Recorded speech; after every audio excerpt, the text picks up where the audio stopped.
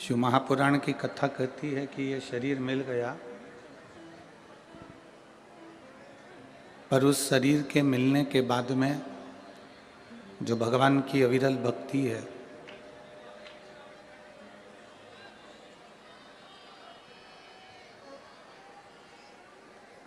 भगवान की जो अविरल भक्ति है, भगवान का जो स्मरण है, भजन है, वो करना बड़ा कठिन है।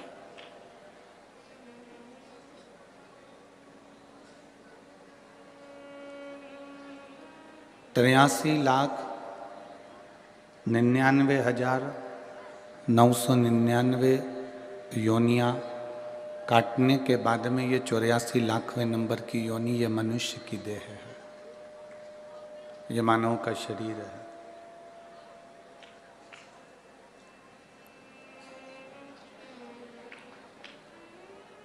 अब इतनी योनियां काटने के बाद जो ये मानव की देह मिली है, ये जो मानव का शरीर मिला है, अगर हम और आप इसको व्यर्थ में यूं ही गवा दें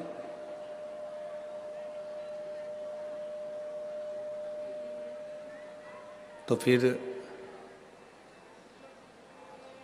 संसार में जन्म लेने का फिर कोई कार्य ही नहीं रहा। भगवान देवाधिदेव महादेव माता पार्वती जी से कहते हैं,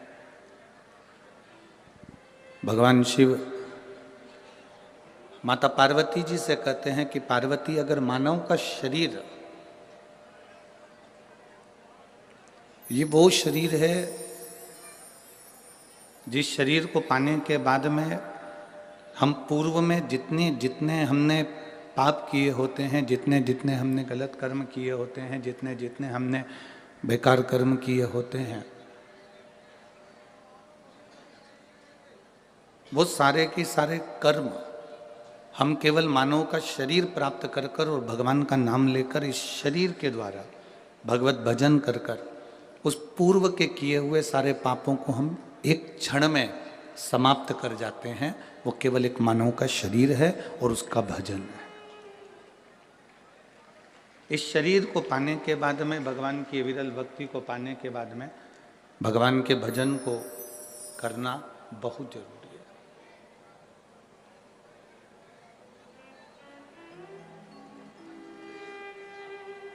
हाँ, शिव महापुराण की कथा एक बात जरूर कहती है कि जो किताब हमको समझ में नहीं आती है, जो किताब हमको समझ में ना आए, उस किताब को कम से कम 2 बार, 3 बार, 4 बार उसको पढ़िए।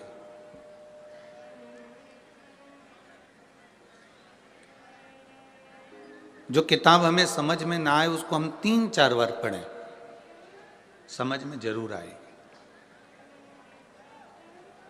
थोड़ा समय लग सकता है पर किताब समझने में देरी नहीं लगेगी। शिव पुराण कहती है जो किताब हमें समझ में ना आए उसको 3-4 बार अवश्य पढ़ें तो किताब हमारी समझ में आ जाती है। उसी तरह शिव की भक्ति है।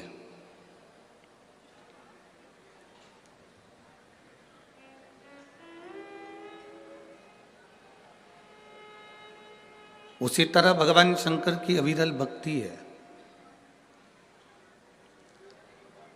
भगवान का भजन है, स्मरण है।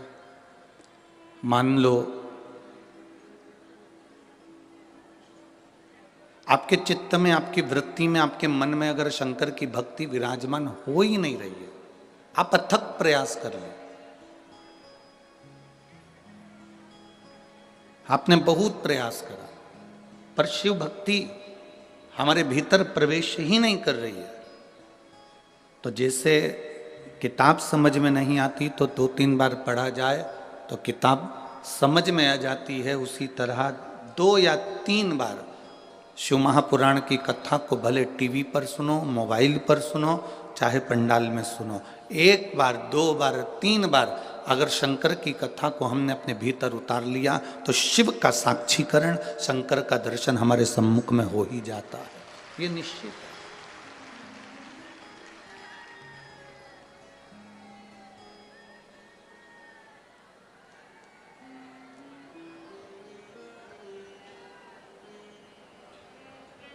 एलईडी नहीं चल रही है कि आवाज नहीं आ रही है? आवाज नहीं जा रही है।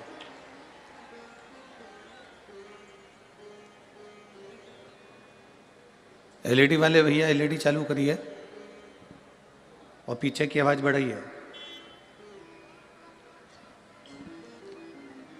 शिव भक्ति, भगवान शंकर की कथा, शिव तत्व,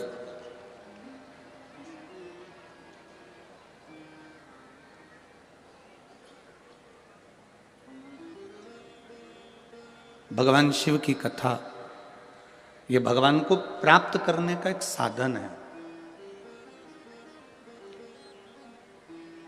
भगवान की अविरल भक्ति को प्राप्त करने का एक साधन है। एक बड़ा सुंदर संवाद शिव महापुराण की कथा में आता है, आप लोग पहले भी श्रवण किए हैं।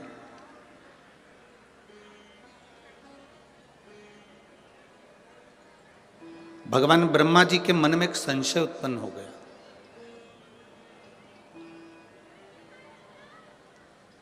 और ब्रह्मा जी के मन में जो संशय उत्पन्न हुआ, ब्रह्मा जी के मन में जो संशय आया, वो संशय ब्रह्मा जी ने भगवान विष्णु से कहा कि प्रभु,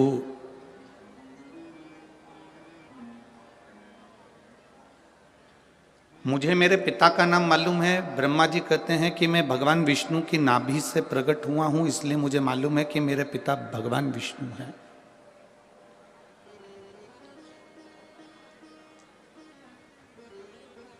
मेरे पिता भगवान विष्णु हैं, ये मैं जानता हूं।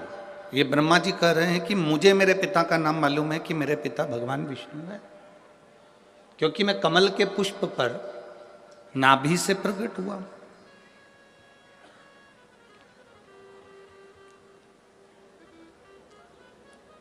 पर एक बात मेरे हृदय में समाती नहीं है कि मेरे पिता भगवान विष्णु हैं, पर भगवान विष्णु के पिता कौन है?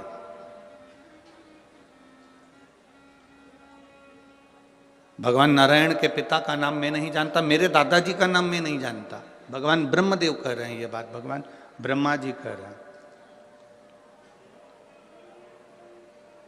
अब जैसे ब्रह्मा जी ने कहा तो भगवान विष्णु के मुख से निकल गया कि ब्रह्मा जी, आप कह रहे हो कि आप अपने पिता को जानते हो पर अपने दादाजी को नहीं जानते। भगवान विष्णु के पिता कौन है ये आपको नहीं मालूम। तो स्वयं भगवान नारायण ने अपने मुख से कहा कि मेरे पिता देवाधिदेव महादेव है, वो मेरे पिता है। ये भगवान विष्णु कह रहे हैं कि मैं अपने पिता का नाम जानता हूं, मेरे पिता देवाधिदेव महादेव है।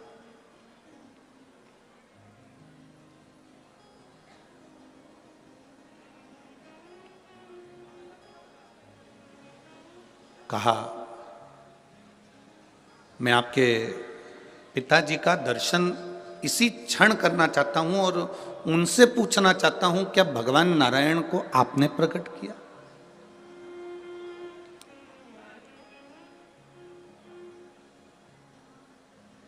क्या भगवान नारायण को प्रकट करने वाले आप हो?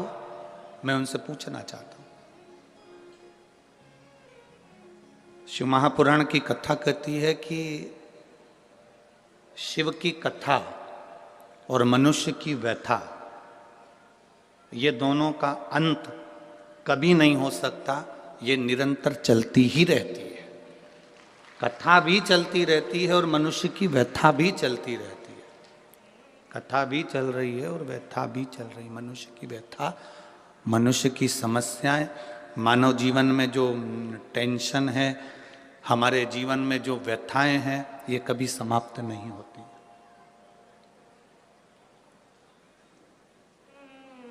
दुनिया के कई लोग ऐसे हैं जो व्यथा को समाप्त करने के लिए कई बाबाओं के चक्कर में पड़ जाते हैं।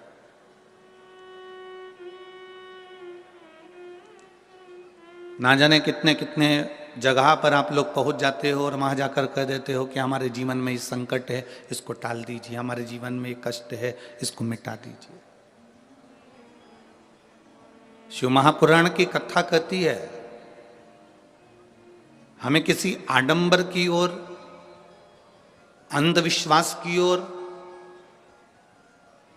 हमें नहीं जाना। ऐसा संसार में कोई नहीं जन्मा जिसके जीवन में दुख नहीं आया।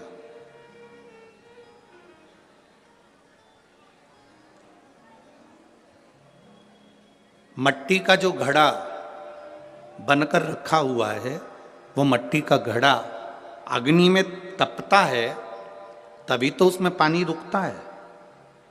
अगर मट्टी के घड़े को अग्नि में नहीं तपाया जाएगा, मट्टी के घड़े को अगर अग्नि में नहीं तपाएंगे तो उसमें पानी नहीं भर सकते। वो घड़े में पानी डालोगे तो घड़ा टूट जाएगा। घड़े में अगर पानी भरना है, मट्टी के घड़े में अगर जल भरना है तो घड़े को तपना पड़ेगा। घड़ा तपेगा तब उसमें पानी भराएगा। और अगर वो घड़ा तपा नहीं है, ऐसे ही कैसे ही रखा हुआ है, बस मट्टी का तुमने घड़ा बना लिया, उसको अग्नि में नहीं तपाया तो उसमें पानी की बूंद पड़ेगी, पानी पड़ेगा और वो गलकर नीचे गिर जाएगा। घड़ा तपता है तब उसमें पानी ठहरता है। दुख जब जिंदगी में आता है तो ये हमको तपाता है। क्यों तपाता है? क्योंकि दुख हमको जो दिया जाता है वो हमें तपाने का काम करता है। और जब हम अच्छे से तप जाते हैं उसके बाद में जो सुख आता है तो हमारे इस मन में, बुद्धि में, चित्त में वो सुख टिक पाता है। नहीं तो अगर हम कच्चे घड़े होते तो सुख भी बिखर कर गिर जाता।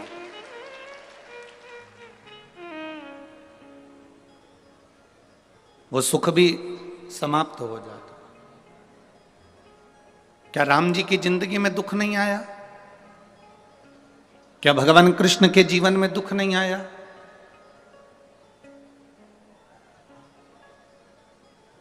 ऐसा कौन मृत्यु लोक में जन्मा, ऐसा संसार सागर में कौन जन्मा जिसके जीवन में दुख नहीं आया? परमात्मा के जीवन में भी दुख सम्मुख में आया।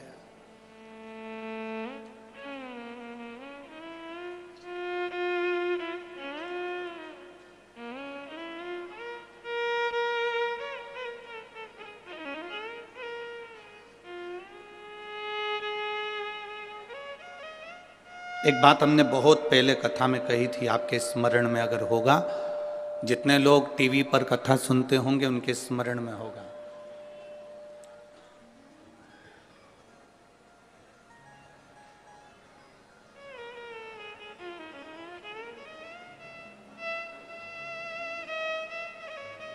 कि ऐसा संसार में कोई नहीं जन्मा जिसको अपने कर्म का भोग भोगने को नहीं मिला। जो मृत्यु लोक में जन्मा है उसे अपने कर्म का भोग भोगना ही पड़ता है। बस अंतर इतना है कि सबका पेपर, जैसे परीक्षा हॉल में एग्जाम देते समय सबका पेपर, सबका जो पत्र है, पेपर है, वो अलग अलग होता है, उसी तरह हमारी जिंदगी में भी सबके एग्जाम देने का पत्र, पेपर अलग अलग होता है।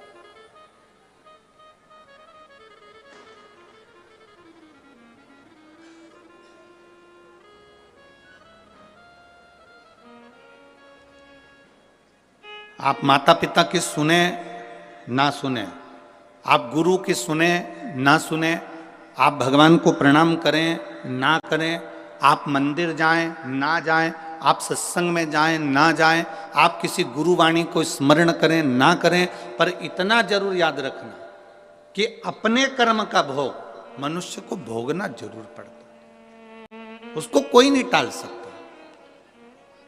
अब कोई कह दे कि गुरुजी हमारे जीवन में ये संकट है, हमारे जीवन में ये दुख है और हम बड़े दुखी हैं, तो तुम एक बात का स्मरण करिए, कई लोग तुम्हारे दुख के चक्कर में तुम्हारा फायदा उठाने का प्रयास करेंगे।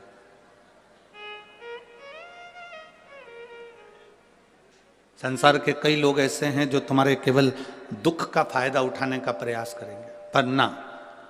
शिव महापुराण की कथा कहती है अगर जिंदगी में समस्या है, राम जी के जीवन में दुख आया तो उन्होंने रामेश्वर धाम की स्थापना करी और भगवान शंकर की पूजन करके लंका पर चढ़ाई करी। भगवान कृष्ण की 16,108 रानियां थी, एक भी रानी से औलाद नहीं हुई भगवान कृष्ण के यहाँ। 16,108 रानी से जब संतान नहीं हुई तब भगवान कृष्ण ने गर्गाचार्य बाबा के कहने पर एक एक रानी के साथ बैठकर 11-11 दिन तक भगवान शंकर का अनुष्ठान किया। तब शिव जी ने प्रसन्न होकर, प्रकट होकर भगवान कृष्ण को वर दिया कि तुम्हारी एक एक रानी के साथ तुमने 11-11 दिन तक बैठकर भगवान शंकर की आराधना करी है, तो मैं तुम्हें वर प्रदान करता हूं कि तुम्हारी एक एक रानी से 11-11 संतान होगी।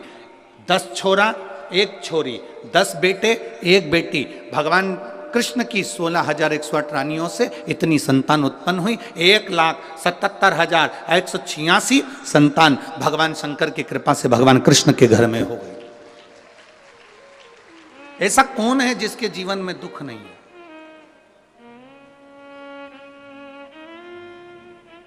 ऐसा कौन है जिसके जीवन में कभी तकलीफ नहीं आई? आती है, कष्ट आता है, रोग आता है, बीमारी आती है, दुख आता है, पर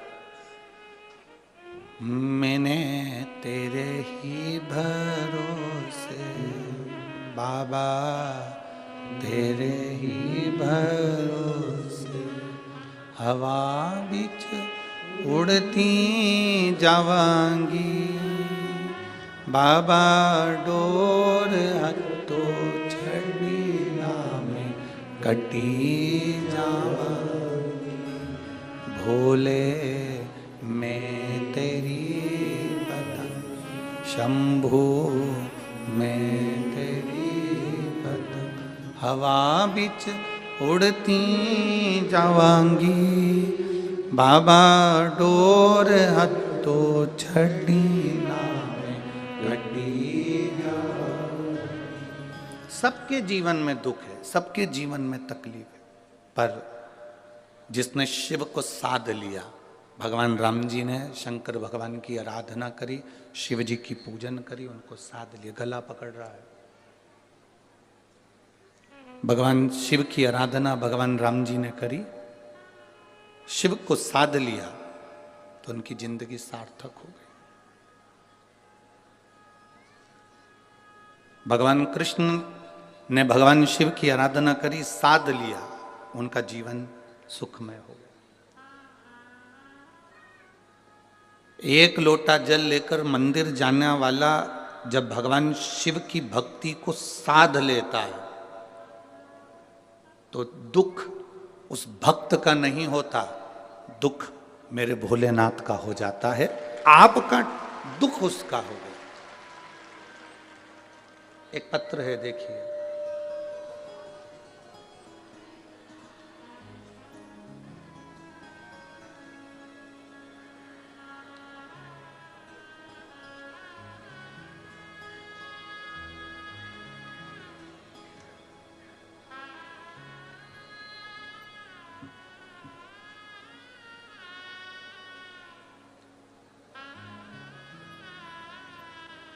मेरा नाम प्रीति शर्मा, गांव रोडी, सिरसा से हूँ।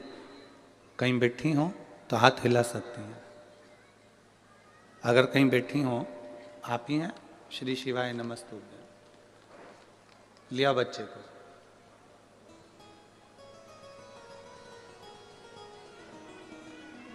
गुरुदेव, मेरा नाम प्रीति शर्मा है, गांव रोडी, सिरसा से हूँ। मेरी शादी को कई साल निकल गए। इंतजार करते करते करते करते संतान के सुख के लिए मैंने 5 साल इंतजार करा। 5 साल तक भी संतान नहीं हुई। 6 साल निकल गए, 7 साल निकल गए, 8 साल निकल गए, 9 साल निकल गए, 10 साल निकल गए, पर संतान का सुख नहीं हुआ। ऐसा कोई डॉक्टर नहीं था, हरियाणा का भी, पंजाब का भी, राजस्थान का भी और दिल्ली तक मैंने डॉक्टरों को दिखाया, पर संतान का सुख नहीं आया। टेस्ट भी करवाए, संतान का सुख नहीं आया। 11 साल निकल गए, 12 साल निकल गए, पर संतान का सुख नहीं आया गुरुदेव। तब मेरे जीजाजी ने बताया कि, मेरे जीजाजी का नाम संदीप शर्मा है, उन्होंने बताया कि टीवी पर कथा आती है, एक बार तू आसन बिछा के दिल से बाबा देवादिदेव महादेव की कथा को श्रवण कर। गुरुदेव उस समय आपकी कथा चल रही थी और मैंने टीवी खोलकर 1 बजे से 4 बजे तक कथा का रसतत्व ग्रहण करा। मैं बाबा का क्या गुणगान करूं गुरुदेव। मंदिर जाना मैंने उसी दिन से प्रारंभ करा और शिव जी को जल चढ़ाना प्रारंभ करा। मैंने बाबा से प्रार्थना करी कि मैंने सारे डॉक्टरों से इलाज करवा लिया, टेस्ट बेबी भी करवा लिया, पर मुझे औलाद नहीं हुई है बाबा, आप कृपा करना। सफेद आंकड़े की जड़ को तुमरुका जी का नाम लेकर कमर में बांधा, एक बेलपत्री को रोज खाना प्रारंभ करा, शिव जी पे जल चढ़ाना प्रारंभ करा। केवल आप कहते हो 3 महीने तक लगातार करो गुरुजी, मैंने 5 महीने तक करा, पर मेरा गर्भ नहीं ठहर पाया। जब मेरा 5 महीने तक भी गर्भ नहीं ठहरा तो भी मैंने भगवान की कथा नहीं छोड़ी, लगातार टीवी के सामने बैठकर कथा सुनती रही और बेलपत्र चढ़ाकर उसको खाती रही। 5 महीने पूरे हुए, 6ठा महीना लगा और मेरे पेट में मुझे दर्द उत्पन्न हुआ। मैं डॉक्टर को दिखाने के लिए गई तो डॉक्टर ने कहा आपका 2.5 महीने का गर्भ ठहर चुका है। बाबा का मैं क्या गुणगान करूं गुरुदेव। पेट में तकलीफ होने लगी, बाबा ने मुझे खुशी तो दे दी, पर जब मैंने सोनोग्राफी करवाई तो बच्चे को कष्ट बताया गया। डॉक्टर के हिसाब से इस बच्चे को तुम मत रखो, ये डॉक्टर ने कह दिया। पर गुरुदेव मेरी खुशी को मैं कैसे त्याग देती कि 11-12 साल के बाद मेरे जीवन में ये खुशी आई है, मैं कैसे छोड़ दूं। आपने एक नारियल उस पर मोली रखकर भगवान देवादिदेव महादेव को चढ़ाने का कहा था, मैंने बाबा को वही श्रीफल समर्पित करा और विनती कर कर एक बेलपत्र फिर उठा लाई। उस बेलपत्र को खाया। दूसरी बार डॉक्टर से फिर जांच कराई, सोनोग्राफी कराई, तो डॉक्टर ने कहा कि इस बच्चे को मत रखो। फिर भी मेरा मन नहीं माना गुरुदेव, और मैंने उस बच्चे को अपने गर्भ में रखा। डॉक्टर के हिसाब से बार बार उन्होंने मना करा, पर मेरा बाबा ने मेरे ऊपर कृपा करी। मैंने बेलपत्री खाना नहीं छोड़ा, जल चढ़ाना नहीं छोड़ा। 5/10/2022 को बाबा की कृपा से 12 साल के बाद मेरे यहाँ पुत्र रत्न की प्राप्ति हुई और डॉक्टर के हिसाब से मेरा बेटा बिल्कुल स्वस्थ है। मैं उसको यहाँ प्रणाम करने लाई हूँ। आइए।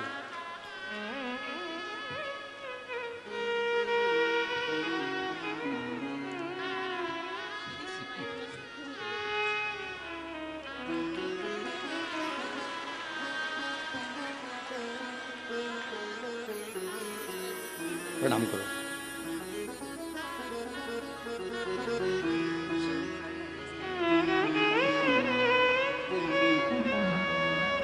माता बोल रही हैं इसका नाम हमने शिवजी ने दिया, इसलिए इसका नाम शंभू रखा है। बधाई। अरे तेरा ही दिया मैंने खाया पिया है, तेरा शुक्रिया है, तेरा शुक्रिया है। मुझे भोले बाबा ने बहुत दे दिया है, तेरा शुक्रिया है, तेरा शुक्रिया। शिव तत्व को भजना, शंकर की भक्ति को करना, भगवान को अपने भीतर उतारना सरल नहीं है महाराज। आप जिस भरोसे पर, आप जिस विश्वास के साथ भगवान शिव की भक्ति करते हो, भगवान उस विश्वास को निभाता है। दृढ़ी करना पड़ता। आप लोगों की आदत क्या हो गई है कि एक जगह आप मन नहीं लगा पाते।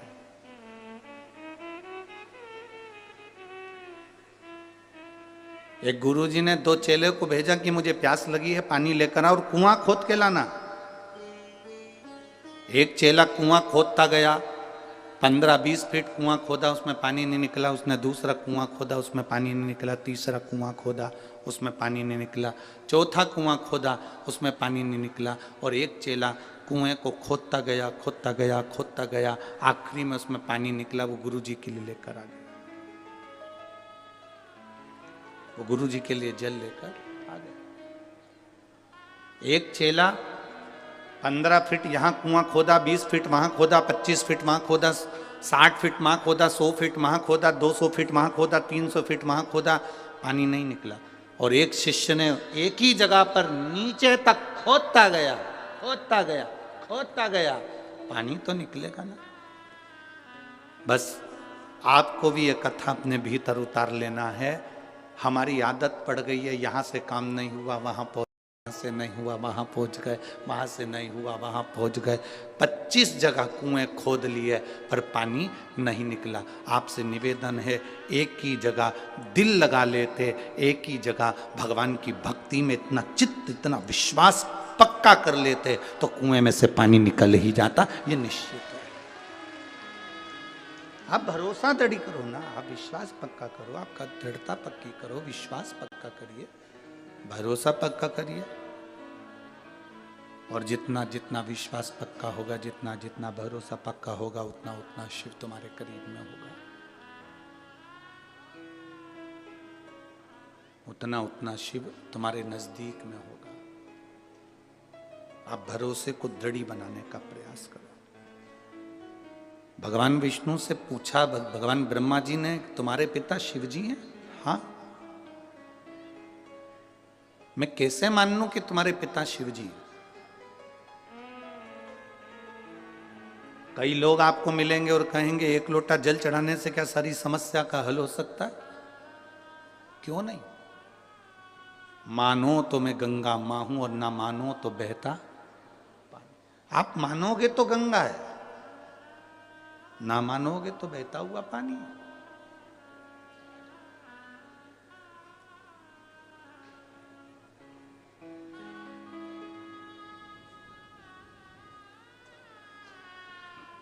ये आपके ऊपर निर्भर करता है कि आप परमात्मा को कैसे रिझा रहे हो।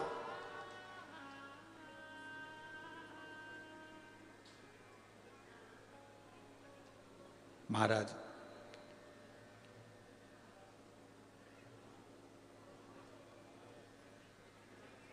क्या शिव तुम्हारे पिता हैं? हाँ। स्वयं शिव आके कह सकते हैं कि मैं इनका पिता हूं? क्यों नहीं?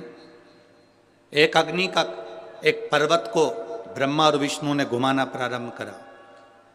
ब्रह्मा और विष्णु ने जैसे ही पर्वत को घुमाया तो उसमें से एक अग्नि का खंभ प्रकट होया, जिसको लिंग की आकृति जैसा था, शिवलिंग की एक आकृति जैसा था। और वो लिंग की आकृति जैसा एक खंभ प्रकट हुआ और उसमें से आकाशवाणी हो गई, ब्रह्मा विष्णु मैं नारायण तुम्हारा पिता और ब्रह्मा मैं तुम्हारा दादा। ब्रह्मा जी मानने को ही तैयार नहीं कि ये पिताजी है। हाँ, अगर ये शिवलिंग तुम्हारे पिता हैं तो इनके चरण कहां हैं और इनका सिर कहां है?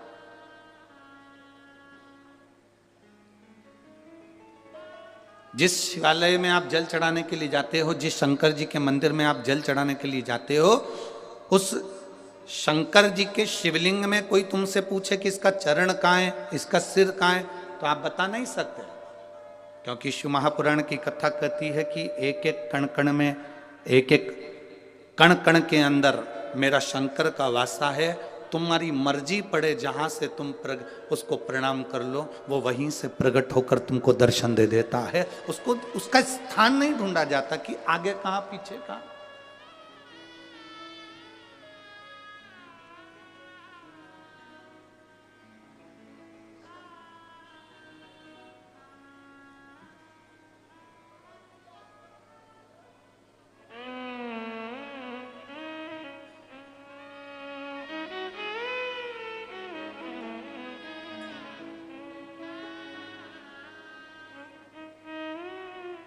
एक बार संत नामदेव जी महाराज।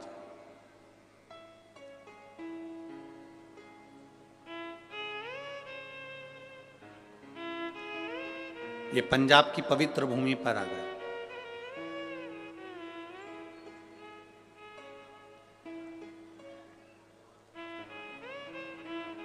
ये पंजाब की पवित्र भूमि कोई साधारण सी भूमि नहीं है।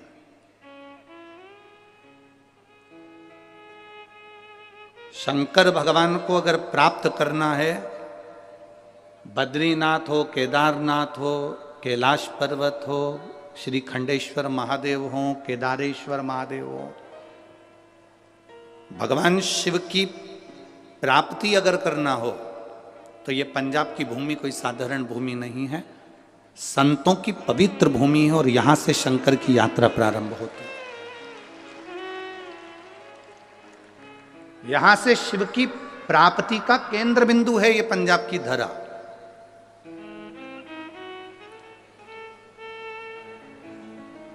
लोग कहते हैं गुरुजी पंजाब में गेहूं बहुत होता है।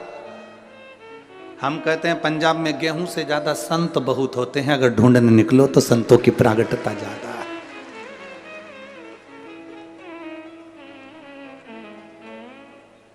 महाराष्ट्र में जन्मे हुए नामदेव जी महाराज, महाराष्ट्र में बड़े हुए नामदेव जी महाराज कई वर्ष इस पंजाब की भूमि पर निकाले हैं।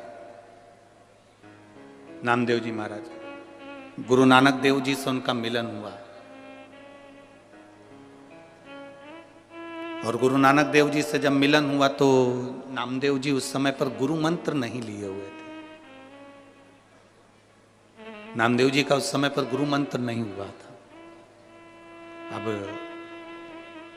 गुरु नानक देव जी से उनका मिलना हुआ और गुरु नानक देव जी तो हम कहते हैं कि जो संत होता है ना, जो गुरु होता है ना, जो साधु होता है, वो शिव का एक रूप होता है। हम कहते हैं गुरु नानक देव जी भी शंकर का एक स्वरूप, शिव का एक रूप। बैठे हुए थे अड़भंग आनंद से। शिव ने करा क्या है? भगवान शंकर ने दुनिया से कुछ नहीं लिया, दुनिया के लोगों को दिया। आज भी गुरु नानक देव को मानने वाले जितने सिख समाज के लोग हैं, जितने सिख धर्म के लोग हैं, ये दुनिया से लेना नहीं जानते, ये दुनिया को देना जानते हैं। आज भी आप किसी भी गुरुद्वारे में चले जाओ, वहां लंगर चलता मिलेगा। आप किसी भी गुरुद्वारे के दरवाजे पर पहुंच जाओ, आपको वहां विश्राम मिल जाएगा। आप किसी भी गुरुद्वारे के सम्मुख में पहुंच जाओ, वहां आपको भरपेट भोजन मिल जाएगा। वहां यह नहीं पूछा जाता कि आप ब्राह्मण हो कि क्षत्रिय हो कि वैश्य हो कि शूद्र हो। वहां तो गुरु के दरवाजे पर आ गए, मतलब गुरु के आप बनकर आए हो, मतलब गुरु के हो आप। वहां यह नहीं पूछा जाएगा कि आप ब्राह्मण हो कि क्षत्रिय हो कि वैश्य हो कि शूद्र हो। वहां गुरु के होकर आए, गुरु के द्वार आए हो, गुरुद्वारे तक आए हो, तो वहां गुरु का दरवाजा। और हमको बहुत अच्छा लगा इस भटिंडा पंजाब में भी सिख समाज के लोग, सिख धर्म के लोग चारों तरफ इस ग्राउंड के आसपास में खूब सेवा कर रहे हैं और खूब प्रेम से सेवा में लगे हुए हैं। मैं धन्यवाद देता हूं सारी सिख समाज को, बहुत बहुत धन्यवाद है, साधुवाद है।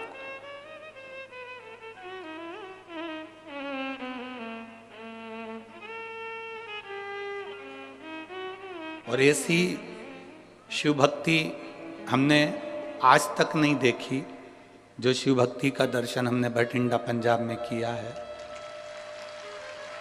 देखिए, सारी सूचना, हम तो बाहर निकलते नहीं हैं और आपको भी मालूम होगा 3-4 दिन हम किसी से मिलते नहीं। हमारे ये यजमान परिवार से भी पूछना, जिस कमरे में हम हैं उस कमरे में हमारा भजन है, हमारे भोलेनाथ की सेवा, ठाकुर जी की सेवा, अपना पाठ, पूजन, स्मरण। यजमान परिवार से भी हम नहीं मिलते कि उनसे मिलना हो हमारा, ना भजन। 3-4 दिन किसी से नहीं। पर जब जजमान, जितने लोग यहाँ आते हैं कथा सुनने वाले, इनके रिश्तेदार जब यहाँ के फोटो, वीडियो और अन्य बातें लिखकर सीहोर भेजते हैं ऑफिस में, तो वहाँ मालूम पड़ता है, फिर वहाँ से सूचना आशीष जी के पास आती है, फिर आशीष हमको बताते हैं कि गुरुजी इस भटिंडा के जहाँ कथा स्थल है इसके आसपास में जितनी होटलें बनी हुई है, उन होटलों में भी होटल के मालिकों ने अपनी अपनी होटलें खोल दी और मात्र 100-200 रुपये में रहो भी, खाओ भी, सो भी, स्नान भी करो, गर्म पानी भी दे रहे हैं और व्यवस्था भी दे रहे हैं। इतने मैं भटिंडा पंजाब के एक एक भक्तों को, शिव भक्तों को बहुत बहुत साधुवाद देता हूं कि आपकी भक्ति बड़ी विचित्र है, बड़ी भक्ति विचित्र।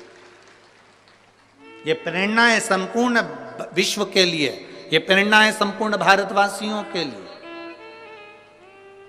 कमाने के लिए जिंदगी पड़ी है, पूरे जीवन सुबह 9 बजे से लेकर रात्रि को 10 बजे तक अपनी दुकान पर बैठकर कमाओगे, आखिरी में अपनी पत्नी और बच्चों को देकर जाओगे और इतना बड़ा फोटो दीवार पे टंगा जाएगा और उसमें होएगा जाएगा कुछ नहीं, केवल इस्माइल देते मिलोगे और प्लास्टिक के फूल की माला तुम्हारे ऊपर टंगी होगी। पर जिसने शिव के भक्त इतने आए हैं और उनकी सेवा, भले तुमने हाथ जोड़कर एक अन्न का निवाला भी अगर किसी के मुख में दिया है तो समझ लेना कि 33 कोटि देवताओं का पेट भर दिया है, सारे संत साधु गुरुजन का पेट भर दिया। करो सेवा, करो।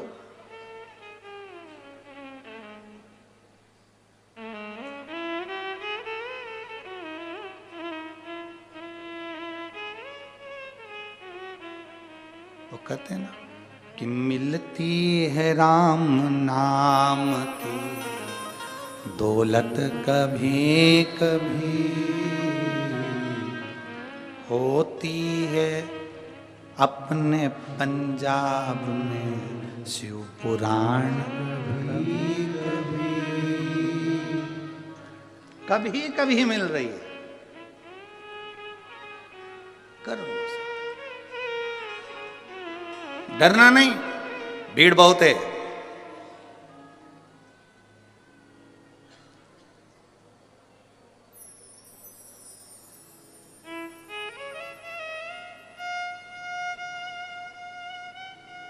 कल कोई कह रहा था गुरुजी हमारे भटिंडा में आज तक जाम नहीं लगा और तुम्हारी कथा हुई और पहले दिन जाम लग गया।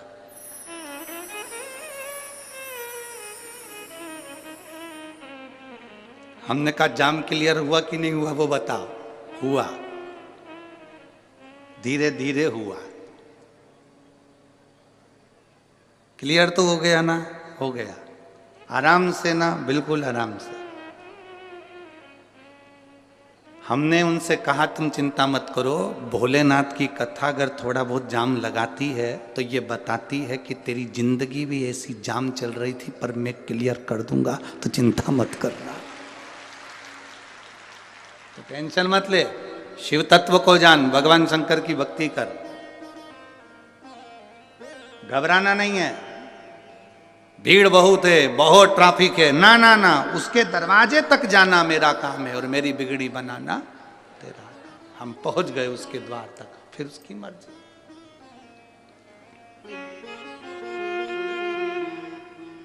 अब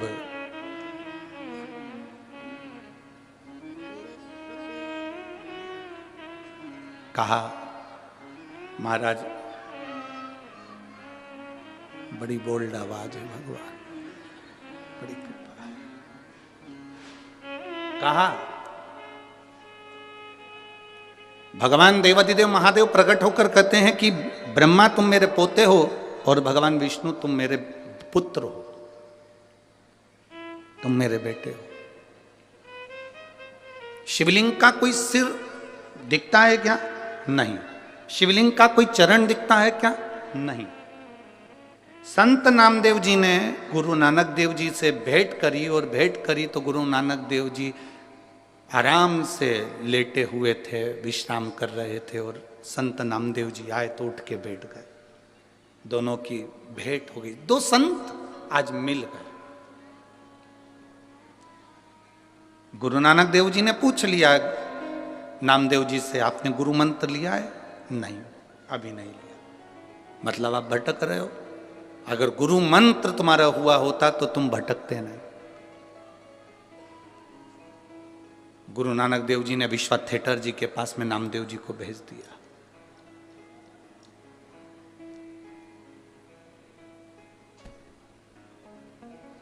संत नामदेव जी ने गुरु नानक देव जी से पूछा कि असली गुरु की पहचान क्या है, असली संत की पहचान क्या है। गुरु नानक देव जी ने 3 चीजें संत नामदेव जी को बताई है कि असली संत, असली गुरु की पहचान। असली गुरु, असली संत 3 चीजों से दूर रहता है। पहला नमस्कार, दूसरा चमत्कार, तीसरा दमस्कार। गुरु नानक देव जी संत नामदेव जी से कह रहे हैं कि 3 चीजों से असली गुरु दूर रहता है, 3 चीजों से संत दूर रहता है। पहले नंबर पर जम के बोलो जरा भटिंडा वालों, नमस्कार। असली गुरु कभी तुमसे अपने चरण नहीं छुआएगा, प्रणाम नहीं करवाएगा। असली गुरु कह देगा भैया दूर से प्रणाम करो, हमें छुओ मत, आप नमस्कार करो, दूर से करो। आप बार बार हमको नमस्कार मत करो, अगर बार बार नमस्कार करोगे ना तो हमको अहंकार आ जाएगा। तो असली गुरु कह देता है ना ना, थोड़ा दूर हट जाओ, नमस्कार से दूर।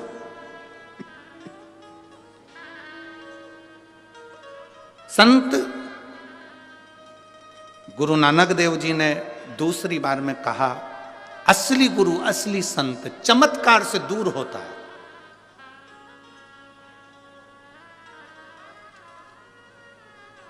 असली गुरु कभी चमत्कार नहीं करता, असली संत कभी चमत्कार नहीं करता।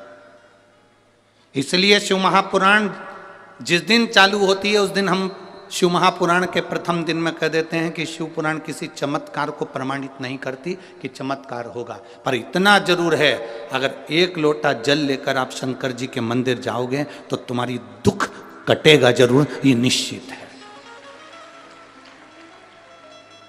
आज तक इस पुराण ने ये नहीं कहा कि ये चमत्कार हुआ या ये आप शंकर, अगर इनके घर में 12 साल के बाद बच्चा हुआ है तो ये शंकर को भजा है इन्होंने, शिव महापुराण को सुना है इन्होंने, शिव जी के मंदिर गई हैं, ये स्वयं जाकर बेलपत्र चढ़ाया है, स्वयं जाकर भगवान शंकर की भक्ति करी है, इसलिए 12 साल के बाद संतान। एक पत्र में एक बहन ने लिखा,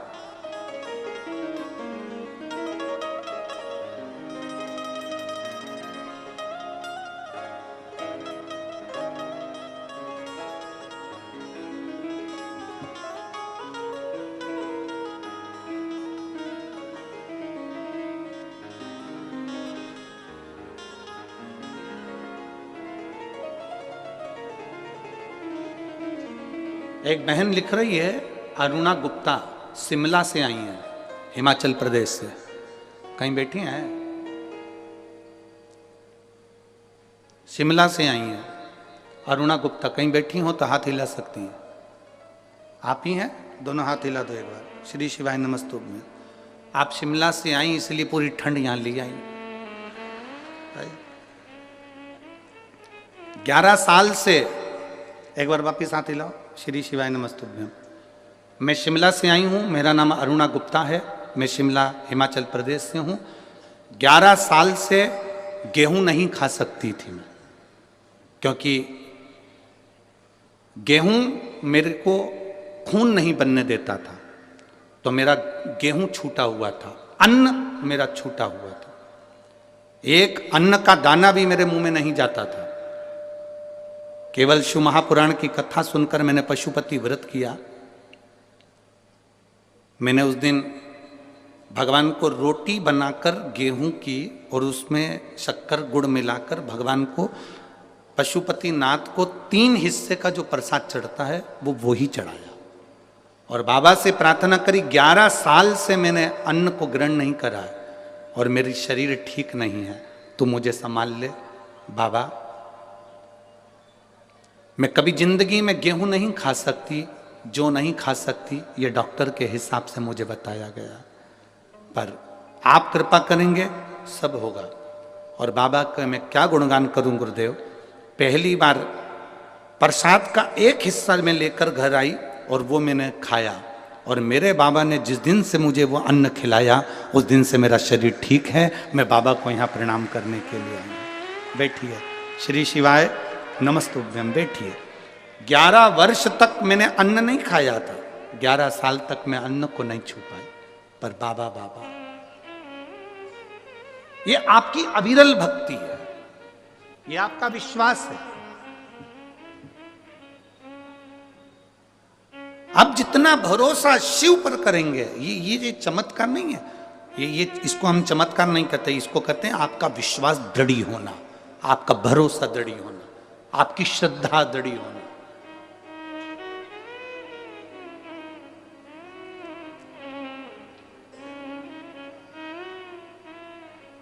महाराज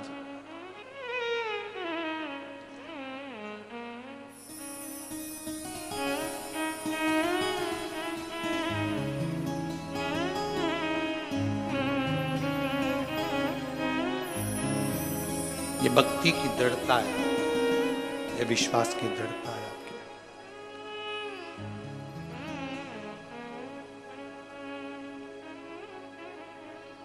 संत नामदेव जी से गुरु नानक देव जी कह रहे हैं कि सच्चा गुरु, सच्चा संत 3 चीजों से दूर रहता है। पहले नंबर पर बोलो, जम के बोलो जरा, नमस्कार। दुनिया के लोगों को नमस्कार बड़ा पसंद है, और केवल दुनिया के लोगों को नहीं, भगवान शंकर के ससुर को भी नमस्कार पसंद था, दक्ष प्रजापति को।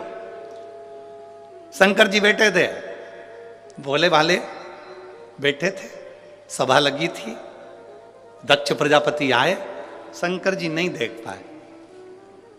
कोई जरूरी है कि तुम्हारे सारे दामाद इंजीनियर और डॉक्टर हो?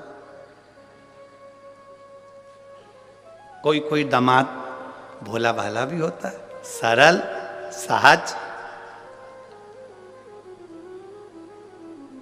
एक व्यक्ति से डॉक्टर साहब ने कहा कि देखो तुम्हारे को शुगर बहुत है, शुगर की जांच करते रिया करो रोज हो। वो व्यक्ति बेचारा रोज रात्रि को उठता, किचन में जाता, रसोई घर में शक्कर का डब्बा खोलता, वापिस बंद कर देता। एक दिन उसकी बीवी ने पूछा, तुम रात्रि को कहां चले जाते हो उठ उठ के? कहां गए थे? ये बार बार किचन में क्यों जाते हो, रसोई घर में, और शक्कर का डब्बा खोल के जाते हो? क्या देखते हो वहां जाके? डॉक्टर ने कहा था शुगर चेक करते रिया करो, इसलिए मैं चेक करता हूं। क्या चेक करते हो? है कि नहीं है? पत्नी ने माथा ठोका। डॉक्टर ने कहा था तुम्हारी शुगर चेक करो, तुम्हारी, और तुम डब्बे की शुगर चेक कर रहा। तो ऐसा नहीं है, कोई कोई भोला होता है, एकदम भोला सहज भोला भोला व्यक्ति। एक बहुत भोला व्यक्ति था, अपनी पत्नी के साथ गार्डन में घूम रहा था। गार्डन में घूमते घूमते सामने से कुत्ता आ गया। पति घबरा गया, मेरी पत्नी को काट खाएगा, ये कुत्ता मुझे काट खाए चल जाए पर मेरी पत्नी को नहीं काटने दूंगा।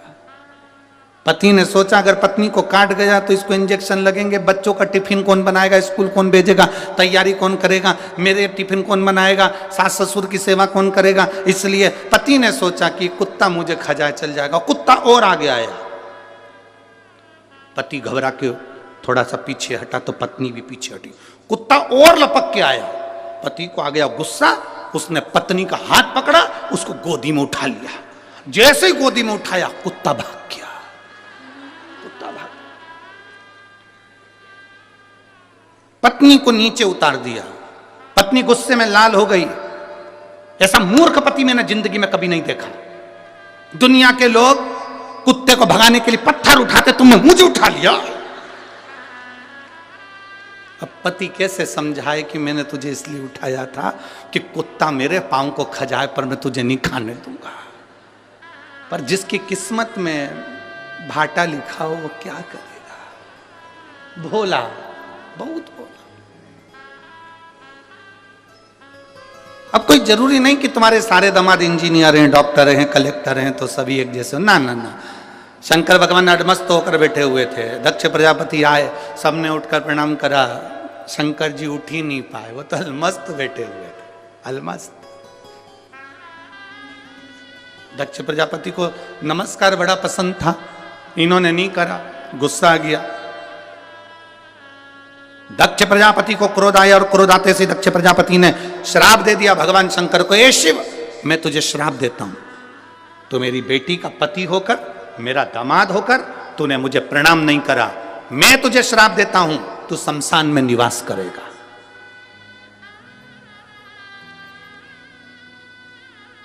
मेरा श्राप है तुझे, तू शमशान में निवास करेगा। शंकर भगवान जैसे सुने शमशान में निवास, शिव जी डमरू बजाकर नाचने लगे। भगवान विष्णु पास में बैठे थे, उन्होंने कहा तुम्हें आशीर्वाद नहीं मिला, श्राप मिला, शमशान में रहोगे आज से, तुम्हारे ससुर ने श्राप दिया। शंकर जी बोले मेरे ससुर जैसा दुनिया में कोई ससुर नहीं हो सकता।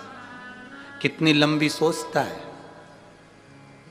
उसको मालूम है दामाद बिल्कुल सीधा साधा है, और कहीं प्लाट देता और मैं मकान बना लेता तो कोई कब्जा कर लेता, शमशान में कौन बनाएगा।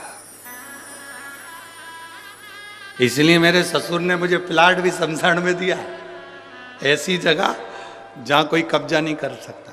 भगवान विष्णु ने माथा ठोका, भोलेनाथ तुम सही में भोलेनाथ हो। श्राप मिलने के बाद भी खुश, किसी किसी को नमस्कार प्रिय है। गुरु नानक देव जी ने नामदेव जी से कहा कि संत के 3 लक्षण हैं और 3 लक्षणों पर जिसका स्मरण करिए। पहला, संत गुरु नमस्कार से दूर होता है, दूर।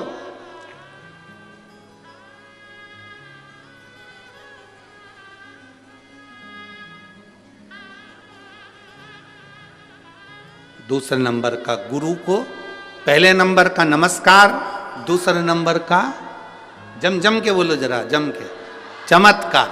असली गुरु, असली संत कोई चमत्कार नहीं करता, उसे चमत्कार से बहुत दूर। और तीसरे नंबर का है असली संत, असली गुरु, नमस्कार। कौन ने कितना रुपया दिया, कितना गया, कितना आया, उसे कोई मतलब नहीं है। उसको तो बस हरि भगवान का नाम लेना है, भगवत भजन करना है, स्मरण करना है, भगवान की भक्ति करना है, उसे कोई मतलब।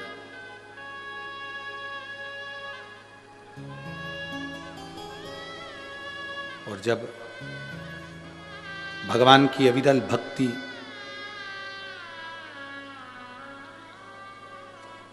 भगवान शिव की अविरल भक्ति एक आनंद के साथ में जो रहती है, वो सुख प्रदान करती है, सुख प्रदान। कहा गुरु नानक देव जी ने संत नामदेव जी से कहा कि असली गुरु की शरणागति जाइए, तो असली गुरु कहाँ मिल सकता है। गुरु नानक देव जी ने ये नहीं कहा कि तुम मेरे पास में रहो, गुरु नानक देव जी ने कह दिया कि तुम शिव के मंदिर में, विश्वा थिएटर जी बैठे हुए हैं, तुम जाओ और उनसे गुरु मंत्र लो। अब देखिए, गुरु नानक देव जी ने नामदेव जी को जाते समय कह दिया था कि गुरु सब में रब को देखता है, सब में। जब नामदेव जी पहुंचे, उन्होंने क्या देखा कि जिनके पास में गुरु नानक देव जी ने भेजा था, वो तो जहां शंकर जी का शिवलिंग था सामने, उधर पांव कर कर सो रहे थे। नामदेव जी ने हाथ जोड़कर बोला, गुरुदेव तुम में बुद्धि नहीं है क्या? सामने शंकर का शिवलिंग और तुम पांव लंबा करके सो रहा। गुरुजी ने नामदेव जी से कहा, एक काम करो, मेरा पांव उठाओ, जहां पर शंकर जी नहीं है वहां रख दो। मेरा पांव उठाओ, जहां शिव नहीं वहां रख दो। गुरु नानक देव जी ने कहकर भेजा था कि तुझ में, मुझ में, सब में रब समाया है। गुरु नानक देव जी ने कहकर भेजा था नामदेव जी को, नामदेव जी समझ नहीं पाए थे। मेरे पांव को उठाओ, जहां शिव नहीं वहां पर मेरा पांव रख दिया जाए। चरण उठाकर नामदेव जी महाराज जहां पर विश्वा थिएटर जी का पांव रखते थे वहां पर शंकर का शिवलिंग सामने नजर आने लगता था। गुरु नानक देव जी उसी जगह पर सामने प्रकट होकर कहते हैं, नामदेव जी हर एक चप्पे चप्पे में रब समाया है, सब में उसी को देखो, वो सब उसी की माया है, सब उसी की। इसीलिए फिल्म बनाने वालों ने गाना लिख दिया, तुझ में रब दिखता है। सब हमारी यही तो गलती है, आप में और हम में यही गलती है कि हम मंदिर में तो भगवान को ढूंढते हैं पर अपने घर में भगवान को नहीं ढूंढ पाते। घर में जो पति है, पत्नी है, माता है, पिता है, भाई है, बंधु है, बेटा है, बेटी है, कुटुंब है, परिवार है, पड़ोसी है, रिश्तेदार, नातेदार, इनमें हम परमात्मा को नहीं देख पाते। हम इनमें भगवान को नहीं देख पा रहे, हम इनमें परमात्मा को नहीं देख पा रहे।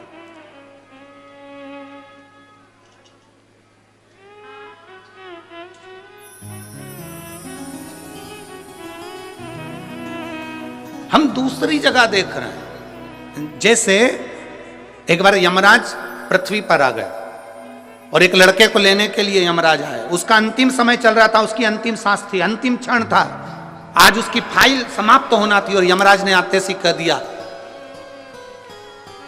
लड़के ने पूछा तुम कौन हो? भगवान यमराज बोले मैं यमराज। क्या लेने आए हो? मैं तेरी जान लेने आया हूं। क्या लेने आए हो? मैं तेरी जान लेने के लिए आया हूं। मेरी जान? हाँ। लड़के ने कल ले जाओ, यहां से 4 घर छोड़ के रहती है।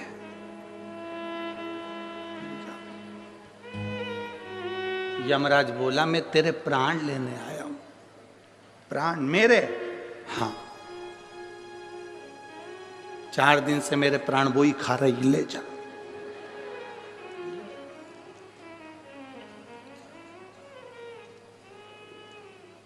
यमराज बोले मैं तुझे मारने आया हूं। मुझे? मैं तो उससे शादी कर कर 6 साल पहले ही मर चुका हूं, ले जा। यमराज बोला रहने दे, मैं तेरी जगह दूसरे को ले जाऊंगा, पड़े रहे। तू खुद मरा मराया, तेरे को क्या लेके जाओ? क्या? अरे भाई, अरे मेरा बीते जीवन सारा बोले जी थारे चरणों में।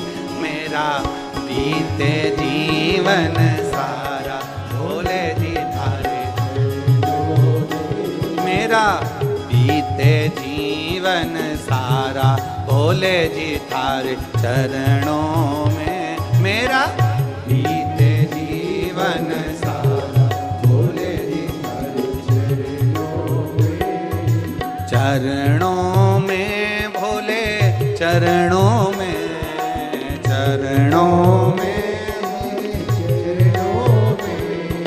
चरणों में भोले, चरणों में, चरणों में भोले, चरणों में। मेरा बीते जीवन सारा भोले जी तेरे चरणों में।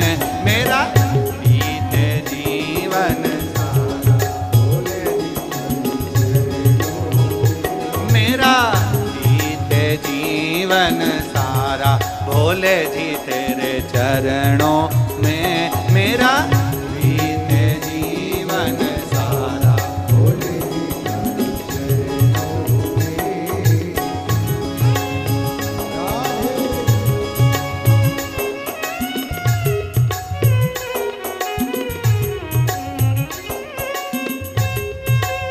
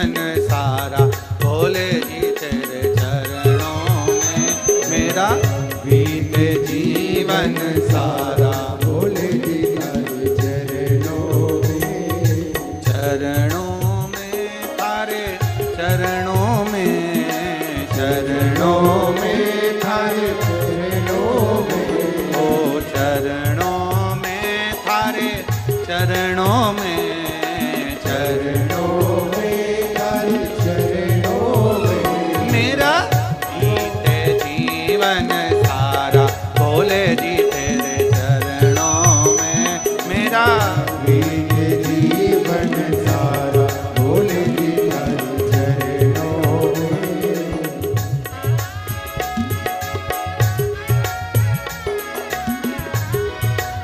राधे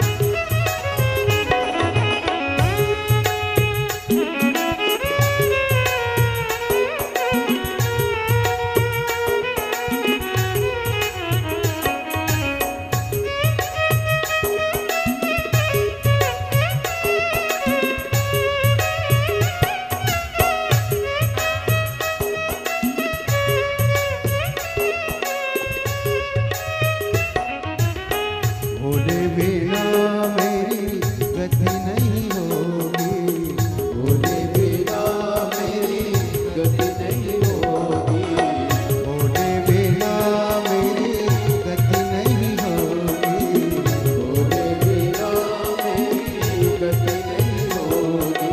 शंभो जन्म जन्म का मैं हूँ रोगी, जन्म जन्म का मैं हूँ रोगी, जन्म जन्म का मैं हूँ रोगी, जन्म जन्म का मैं हूँ रोगी।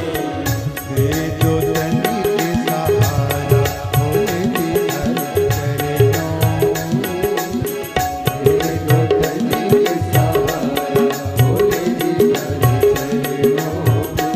मेरा बीते जीवन सारा भोले जी तेरे चरणों में, मेरा बीते जीवन सारा भोले जी हर चरणों में, मेरा बीते जीवन सारा भोले जी तेरे चरणों में, मेरा बीते जीवन सारा भोले जी हर चरणों में, ओ चरणों में बाबा, चरणों में, चरणों में बाबा चरणों में, ओ चरणों में थारे, चरणों में, चरणों में थारे चरणों में, मेरा बीते जीवन सारा भोले जी तेरे चरणों में, मेरा बीत जीवन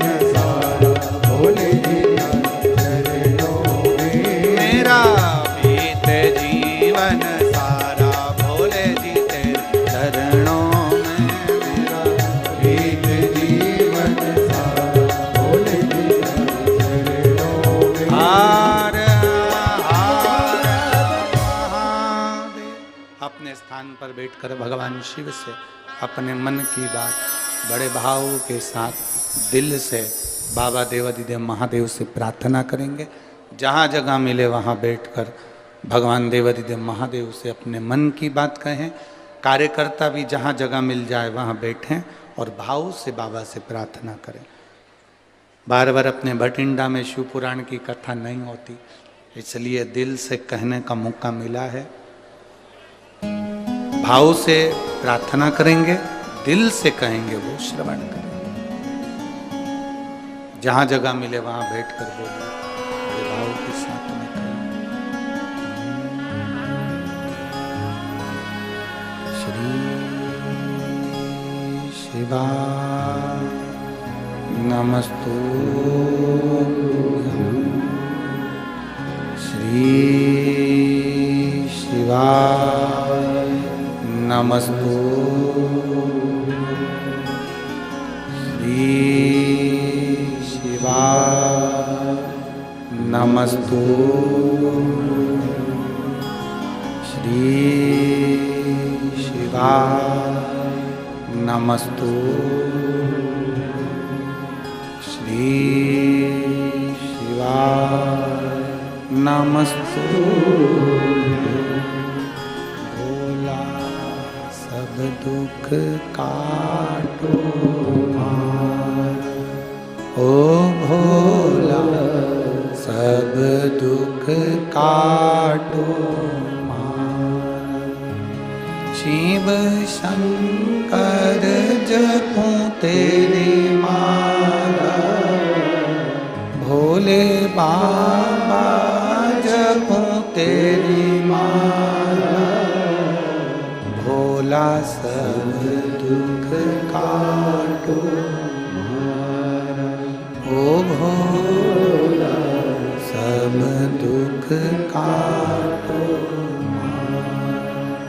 वेश है मंगल मंगलकारी,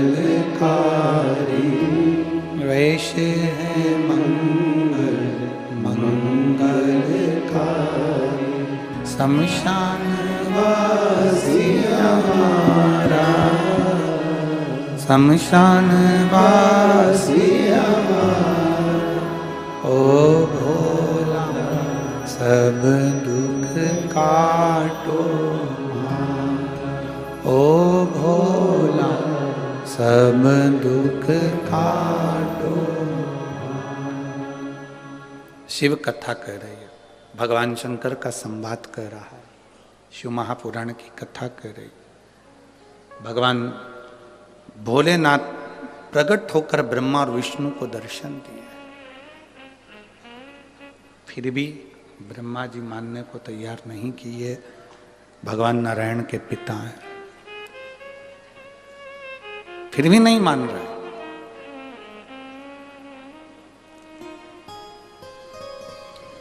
ब्रह्मा जी ने कहा तुम्हारे पिताजी के चरण के दर्शन और सिर के दर्शन करना है। भगवान विष्णु ने कहा मैं जानता हूं कि मेरे पिता के चरण और सिर का दर्शन करके करोगे क्या। चरण दर्शन करने के लिए भगवान विष्णु चरणों में चले गए पाताल लोक में। शीश का दर्शन करने के लिए भगवान ब्रह्मा ऊपर की ओर चले गए। भगवान विष्णु को तो मालूम था कि शंकर के शिवलिंग का चरण नहीं मिल सकता। बहुत सारे भ्रम फैलाने वाले दुनिया में लोग मिलेंगे, तुमसे कहेंगे शंकर जी कहाँ से प्रकट हुए, उनका मुख कहाँ है, शिवलिंग का चरण कहाँ है, शिवलिंग की पूजन का क्या महत्व है, शंकर की पूजन का क्या फल है। हंसते हैं लोग। आग लगे बस्ती में, अपन रहो मस्ती में। हंसने वाले हंसते रहेंगे, तुम्हें भगवान का भजन करते। एक पत्र है देखिए,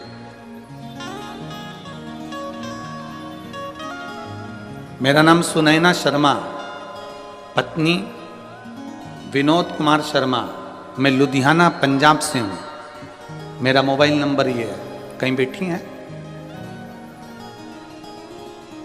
मेरा नाम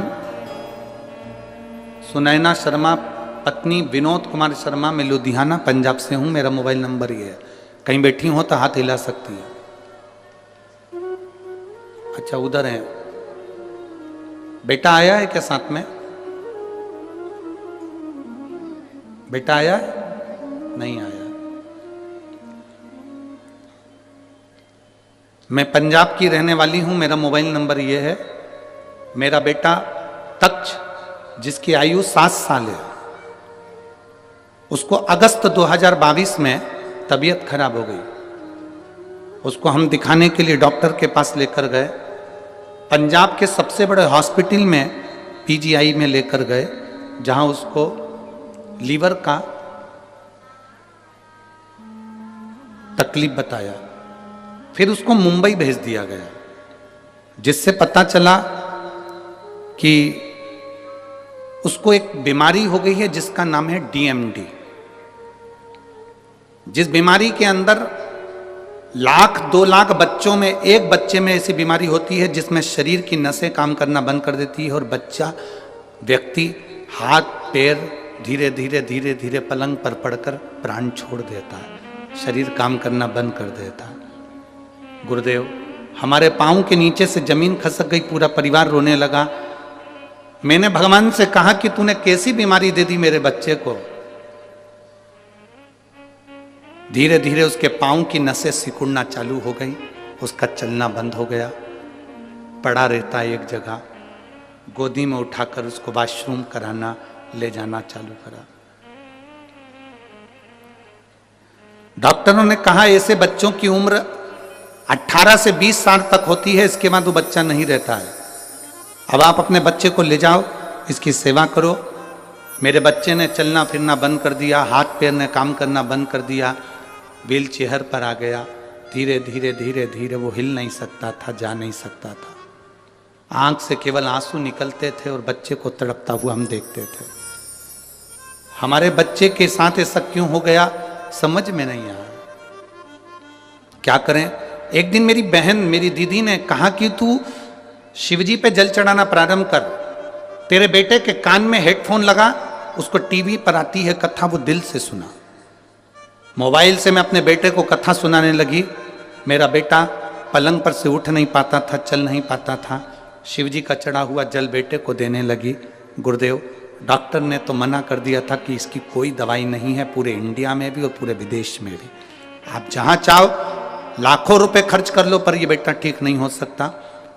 हमने विदेशों में जांच भेजी, वहां से भी कोई रिजल्ट नहीं आया, क्योंकि इसका दवाई नहीं है, औषधि नहीं है। आखिरी में पांव पूरी तरह से बेकार हो गए, शरीर बेकार हो गया। अब करें तो करें क्या? शिव जी को जल चढ़ाती, उसको पिलाती, एक बेलपत्र लाकर पीस कर उसको दे देती। बाबा से कहा, बाबा पहली बार मैं अपने बच्चे को गोदी में ले जाकर शंकर जी के मंदिर में दे दिया, आज से ही बेटा तेरा है, अब तू जान, तेरा काम जाने। गुरुजी आपके भजन की एक लाइन हमको हिम्मत देती है, मेरे बाबा दया करना, मैं तेरे भरोसे। मैंने वो बच्चे को शिव जी के भरोसे छोड़ दिया। आज मैं छाती ठोक कर कहती हूँ, मैंने शंकर की कथा कोसी मथुरा में सुनी, और जब से आज मेरा बेटा साइकिल भी चला रहा है और पैदल भी चल रहा है। मैं बाबा को यहाँ प्रणाम करने के लिए आई हूँ। मेरे बेटे के मैं फोटो भी लगा रही हूँ। शंकर जी के मंदिर में मेरा बेटा खुद जाता है, साइकिल चला कर जाता है और शिव जी की पूजन करता है। मैं बाबा को यहाँ शुक्राना करने के लिए आई हूँ, प्रणाम करने आई हूँ। आप उसके फोटो टीवी पर जरूर दिखाएं। अब ठीक है बाबू, दोनों हाथ हिला दो एक बार, श्री शिवाय नमस्तुभ्यम। अब खुश हो जाइए, बाबा की कृपा। हर हर शिव तत्व इसी को कहते हैं, औघड़ी इसी को कहते हैं। दो फोटो लगाए, एक शंकर के मंदिर का और एक साइकिल चलाते। शिव तत्व इसी को कहा।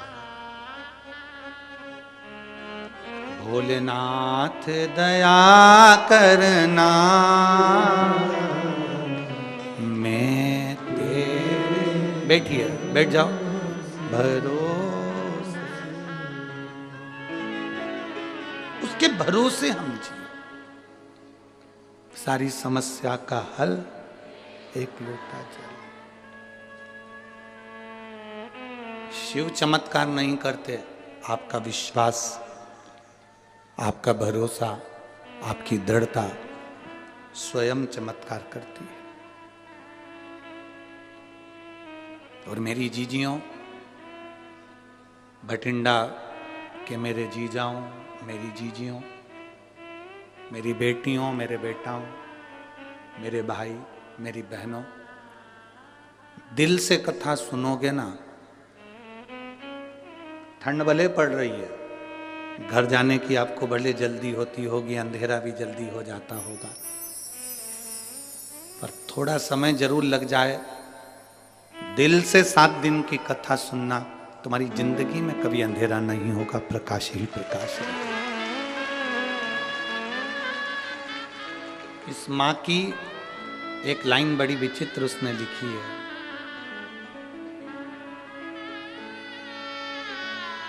इस माँ ने लिखा, मैंने केवल एक दिन कोसी कला की कथा सुनी थी। इस माँ ने लिखा है, कोसी कला मथुरा में केवल एक दिन की कथा सुनी थी, और लिखती है कि कथा पंडाल में सुनने का फल क्या है, कोई मुझसे पूछ ले, मेरे बेटे की जिंदगी वापस दे। शिव तत्व क्या है, क्या देता है वो, कैसे देता है वो, क्या करुणा करता है, ये उसके ऊपर। लोग कहते हैं ये शिव पुराण है, पर हम कहते हैं शिव पुराण नहीं, ये तो औषधि देने के लिए बाबा यहाँ कुबेर भंडारी आ गया और उसने कुबेरेश्वर धाम से ये औषधि लूटा। अब उसको जिसने ग्रहण कर लिया उसकी जिंदगी सार्थक है, जिसने ले लिया उसका जीवन सार्थक है। जो नहीं समझा वो नहीं समझा, जो समझ गया वो समझ गया।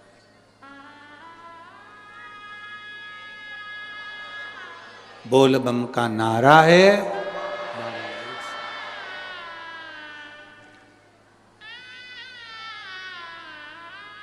यहाँ पर एक मिलिट्री के कोई भाई बैठा हुए हैं जिनको ऐसी बीमारी हो गई थी, जिस बीमारी में वो सही से ड्यूटी भी अपनी मिलिट्री की कर नहीं पा रहे थे।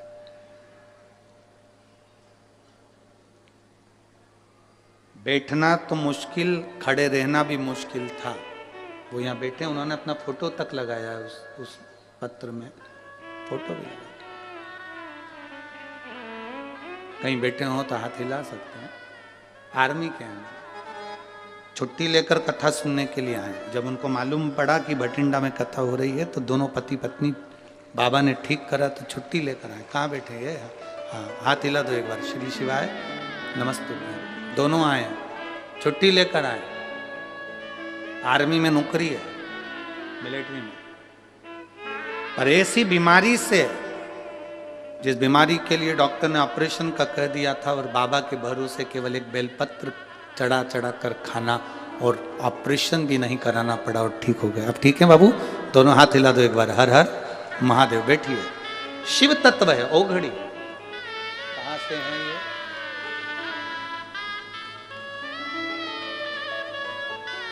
मेरा नाम रणवीर सिंह है। मेरा फोन नंबर ये है। गांव चिड़ाना, सोनीपत, हरियाणा से आया हूं। मैं एक लोटा जल का बाबा की बड़ी कृपा है। बैठिए बाबू, बैठिए। शिव तत्व इसी को कहते हैं, शंकर इसी को कहते हैं।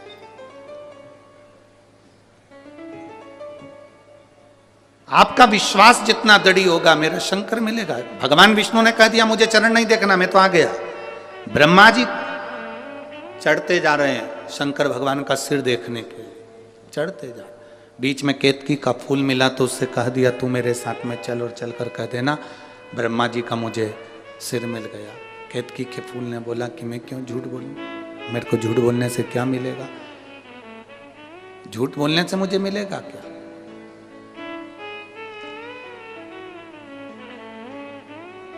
कहा सारे देवताओं पर चढ़ाऊंगा, सुगंधित बनाकर रखूंगा।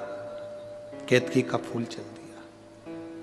सामने से गौ माता मिली, गौ माता ने कह दिया, गौ माता से कहा आप हमारे साथ चलो और भगवान विष्णु के सामने चलकर कह देना कि ब्रह्मा जी को सिर मिल गया, शिवलिंग का सिर मिल गया। गाय बोली मैं क्यों झूठ बोलूं? गौ माता जब बोली कि मैं क्यों झूठ बोलूं, ब्रह्मा जी ने कहा घर की सबसे पहली रोटी तेरे को दिलवाऊंगा, चल तू झूठ बोल। जब भगवान शंकर के शिवलिंग के सामने ब्रह्मा जी आए और उन्होंने कहा कि शंकर जी का सिर मिल गया, नारायण आपको शंकर भगवान के चरण मिले क्या शिवलिंग के? नारायण ने मना कर दिया, मुझे चरण नहीं मिले शिवलिंग के, मुझे शिवलिंग के चरण नहीं मिले। सत्य बोलने में संकोच मत करो।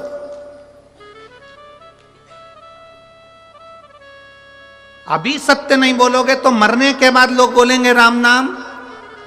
अरे बोलो तो जम के, सत्य है।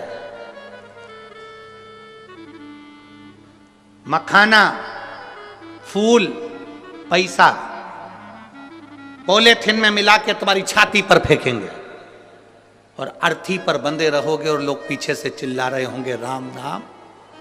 सत्य। मखाना इसलिए फेंका जाता है कि घर फूला हुआ छोड़कर गया है। फूल इसलिए फेंका जाता है कि श्रद्धांजलि का भाव है। पैसा इसलिए फेंकते हैं मुर्दे के ऊपर कि पूरी जिंदगी जोड़ जोड़ के मर गए, अब तेरे बाप में दम हो तो उठा के बता दे। पैसा उसकी छाती पर पड़ा है, 1 रुपया उसकी छाती पर पड़ा है और वो कल्ला की कल्ला पड़ा है, उठा नहीं सकता। सवेरे 9 बजे से दुकान दुकान दुकान दुकान दुकान, रात के 10 बजे तक दुकान दुकान दुकान। भगवान ने भी दिए थे दुकान दुकान दुकान। उस दुकान में ग्राहक आ रहे थे और उस दुकान में भगवान आ रहा था। 7 दिन की शिव पुराण की कथा पत्नी ने भी अपने पति से कह दिया, देखो जी खूब कमाओ मना नहीं है, पूरी जिंदगी कमाओ मना नहीं है, कमाओगे बच्चों के लिए छोड़कर जाओगे, पर 7 दिन की शिव पुराण अपने भटिंडा में हो रही है, इसकी कमाई अपने को करना है भगवान के भजन की। जो दुकान पर बैठकर कमाया वो भूमि पर छूट जाएगा, जो यहां बैठकर कमाया वो अंत समय तक जाएगा। और अंत समय प्रभु बोलो बोलो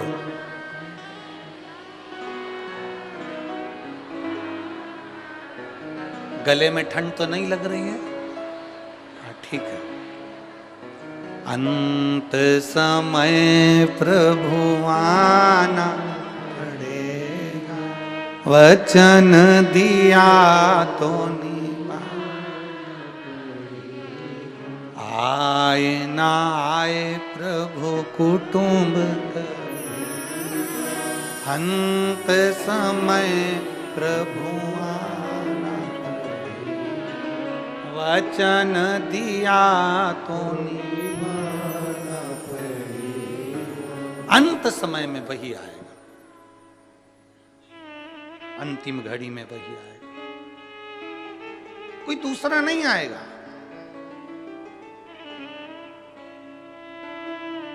झूठ कह दिया।